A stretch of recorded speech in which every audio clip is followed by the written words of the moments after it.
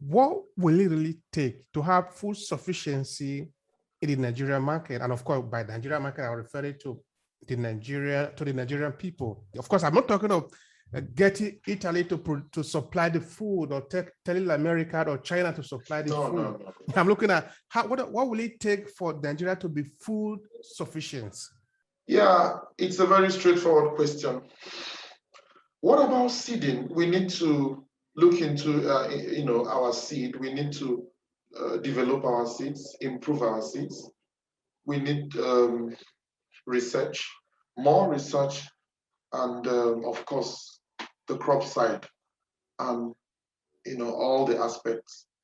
And of course that takes us to issues with biotechnology and bioinformatics as well. So improved seeding is important. The best practices should be adopted. Mechanization initiatives for local farmers, storage and processing facilities is very important. Now, what about planting? Planting methods, planting planting aspects. We need to utilize every knowledge that or rule of planting, the type of planting, how to do it, and then also harvesting in croplands, and like frequent harvesting has also a practice, a way of doing it, either by reducing fallow land or by increasing double cropping. Yeah. So, and of course, we have the different aspects of farming. Farming, we have monocropping, mixed cropping, mixed farming, and all of that. Now we are talking about integrated farming system, trying to develop ecosystem or eco-friendly or biodiverse, friendly type of farming, activity, which will enhance, not just for food production, but also to help the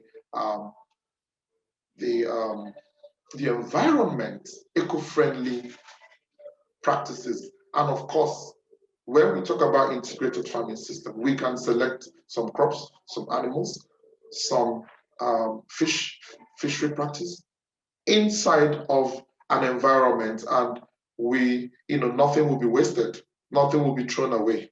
It will keep recycling, and you see it will be very efficient. It has been practiced over and over again. Recently, I saw a video. In fact, it's I was telling my students that I will use it for them in assessing them. That in this Kenyatta University in Kenya, they developed an initiative which one of my research friends, Dr. Naluyima in Uganda, she has also developed from that type of initiative, because it's actually it has huge promises to drive poverty away, through food production, to drive poverty away through employing more hands that are that lack job and means of livelihood, and then also to provide raw materials for industry, and also feed for the livestock, and also manure, food for the crops. So it keeps going round. So, and there's this particular insect which is like gold, it's like a gold mine. So, and it has a multiplier effect. So a system was built up in such a way that the system was set up so that when these particular flies comes, feeds on the dung of the feeds, they will keep multiplying. And that initiative should be encouraged in Africa. It should be encouraged even in Nigeria, because I don't know why these ideas are wasting away. Can't we use these ideas? Are we not capable enough to use these ideas? Yeah, I will always give kudos to those who are, blazing the trail, and who will not let you know,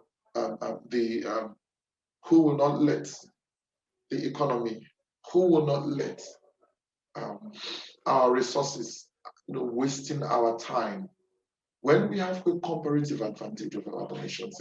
Yes, like I mentioned about oil palm, why can't we go back to look into those cash crops, into those crops that have over time contributed meaningfully to the foreign exchange earnings of our nation, Nigeria?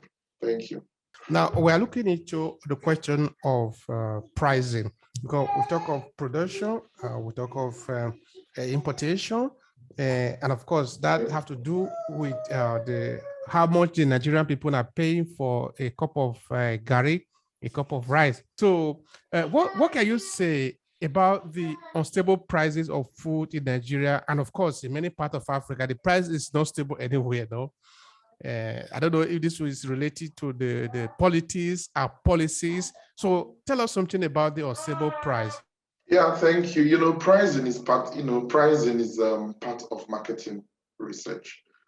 Yeah, because pricing of commodities, it has a very direct implication on how goods are marketed, how goods, the demand for good, because of course what happens in the market is the forces of demand and supply.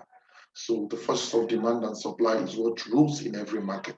And we are not looking at markets from a particular point of view, like this market, that market, we are looking at market from a commodity market.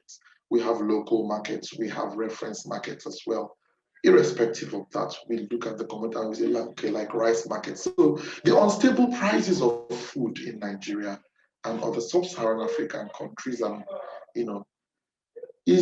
I can say that it is because of most of the farmers, we depend on rain-fed agriculture. Of course, where is the irrigation?